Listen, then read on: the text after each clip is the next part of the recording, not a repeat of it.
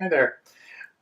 So this is the first of what I hope is going to be several advice videos where I have asked you to ask me uh, questions that are plaguing you that you would like advice on Facebook and on Twitter. And we've selected a few questions from what we got, and we're going to answer those now. So I only have a vague sense of what these questions are. So Amy's going to read one of them out and we'll give advice. So cross your fingers. I hope yours is there. It's from Facebook. So I'm dealing with loneliness of being single. Up until about a year ago, I didn't really mind, but lately, especially because most of my small group of friends are getting boyfriends and girlfriends, Mm. I've been lacking someone more than just a friend to turn to. Here's the catch: I've got Asperger's Mm. syndrome and a mild form of autism, so I'm not particularly skilled in social relationships. I'm not the type to go to parties, as generally the music playing is too loud and obnoxious for me to enjoy myself and mingle. Yeah. I don't like being in the midst of a crowd of people. It gives me claustrophobia, but most importantly, I've never ever dated before. I'm 26, soon to be 27. Okay. I've been on a couple speed dates, which were extremely awkward for me, probably in the other part as well. Also, the advice mostly given to me is just be yourself. That doesn't really work when you're an introvert because then you just don't go out where people can see you being yourself part. Mm-hmm. I hope you can give me some good thoughts on this. Wow, that's a really big question. Thank you very much for it. Um, my first couple thoughts are that you can't really overthink uh, meeting someone. For the most part, my experience of that is that it just happens. Frankly, it just happens. So that said, I think putting yourself in situations in which it can happen, in which it might happen, is kind of what you really need to try and do.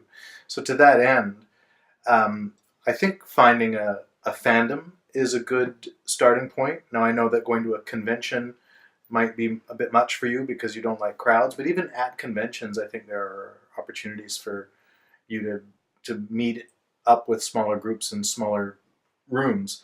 But the reason I suggest that is that fandom gives people characteristics.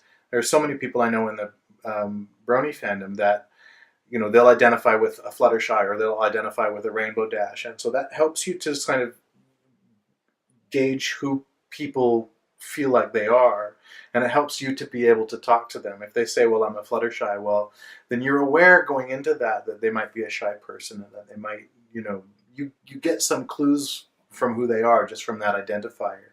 And so that's a really helpful um, starting point. The other advantage for you is online.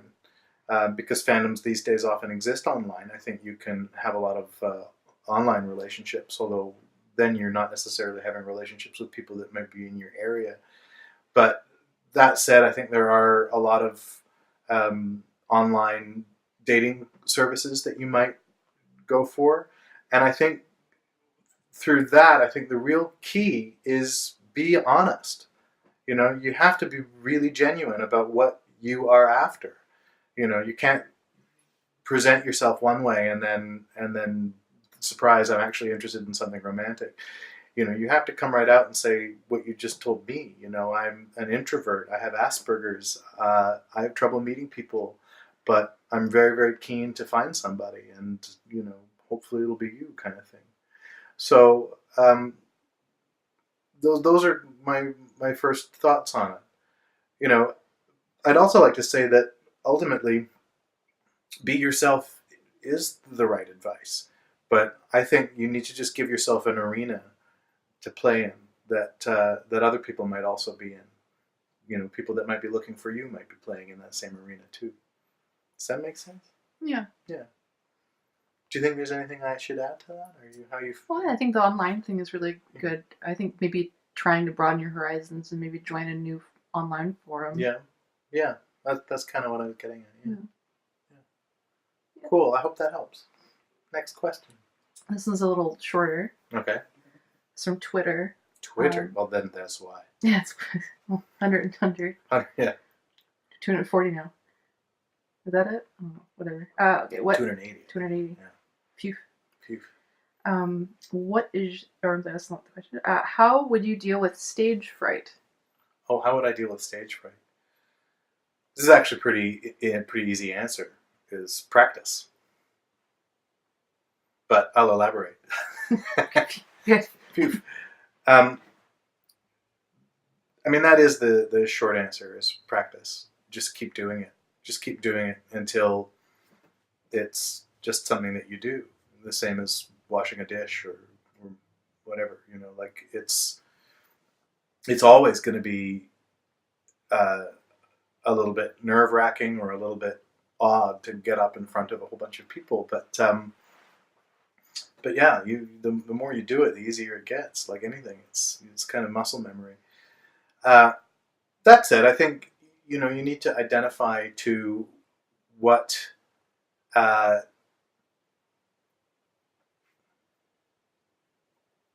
what it is. You have to know, first of all, do you trust the performance that you're going to give? Do you trust yourself to give a decent thing? Because ultimately, stage fright starts to dwindle when you control what you can control. If you are rehearsed, if you are prepared, if you know your words and know how you're going to deliver them, well then, you have less and less to worry about. What are you really afraid of with stage fright? And I think a lot of people end up in a situation where they're really afraid of being judged. Well, you can't control what people think. People are going to watch this video and thumbs down it. And okay, because I can't control that. People hopefully will like it, but maybe they won't, and that's got really nothing to do with me at the end of the day. So I try not to think about the things I can't control, because I can't control what they think. I can only hopefully connect to one person. Hopefully I can connect to you. And if I do, then that's great. That's the success that I'm looking for, is, to say what I feel like I need to say and hopefully establish some kind of connection with someone. I think that'll help. Yeah. This is. You put a mask on. That's how you deal. Oh, with I stage put a mask on. Yes, yeah. Definitely. That's another way to do it. Being anonymous. Being anonymous. All right. Last question. This last question. Another one from Facebook. Cool. A friend of mine that I care for very deeply is going through a major period of depression. Mm-hmm. She doesn't find joy in things that she loves doing anymore. She feels like she's just ghosting from day to day. She says she feels like a failure and a disappointment to everyone who cares about her. Okay, I want us to stop you before you go on. I just want to first of all say I relate to your friend. 100%. Go ahead. She even says she thinks it'd be better if it all just ended. Yeah. And here's the worst part. Whenever I try to reach out to her to tell her I care and that I want to help her, she acts like I'm not even there. So I guess my question is, what am I supposed to do? Yeah. That's a tough one. I suffer from mild depression as well. I don't get it nearly as badly as some people get it, thank goodness for me. But I mean, it gives me enough of a clue that, I understand how devastating it can be. I certainly go for days, even weeks at a time, where I can barely get off the couch. And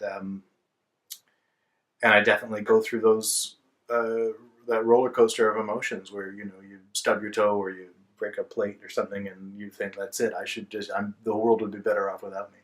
That happens. But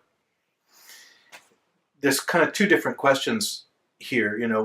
One is kind of advice for your friend, but what you're really asking is, how do you deal with that? And I think the hard truth of it is that you're doing it. People get these kinds of things, depression and certain disorders, for all sorts of reasons. And those of us who have to deal with someone else's condition aren't really given a lot of guidelines. You can't allow their mental state to affect your mental state, which is a difficult task. Whatever happened to them, whatever brain chemistry is messed up with them, whatever, I'm being a little indelicate, I apologize, but whatever is going on for them that has caused this to occur for them, you can't let that thing affect you too. That's not to say be jolly in their face, because that's not correct. The best thing you can do is meet them where they are. And if they're depressed, then ask them if they want to talk about it. Listen. Hold their hand. Hold them if you can, if they'd like it. Get them talking. Get them out of the house if you can. Depression, if you're lucky, just ends one day. And then maybe it comes back. But, sometimes you feel like there's no reason to pull through. And then one day you wake up and you think, hell with it, I'll write a book. And you start. You find something to love, and you start to love it. I think, your friend probably needs to find something new that kindles a new flame in them. I don't think it's your job to try to put that in front of them. I think that's something that they have to find on their own. I think it's easy to fall into a pattern of saying, well, I used to like watching old movies. I'll try watching old movies. You've probably seen a bunch of the old movies that you like. So if your friend is being vocally suicidal, you can't take that on. But it's not your job. The most that you can do is tell them that, you hope they find the counseling that helps them. But you cannot be the person that tries to save their life, because that is not for you. It's not your job to do that, and it will only devastate you, I think, either way. So if they're being extraordinarily vocal about it, you can maybe try and help them get some counseling. There's numbers you can call, but don't take it on, because it's not your thing. I wish you all of the luck in the world with that one. And everybody with all of your questions. Thank you so much. There were a lot of great questions. It was really hard to choose 3. But I hope I helped a little. And Happy New Year. And good luck. And yeah, I guess that's it.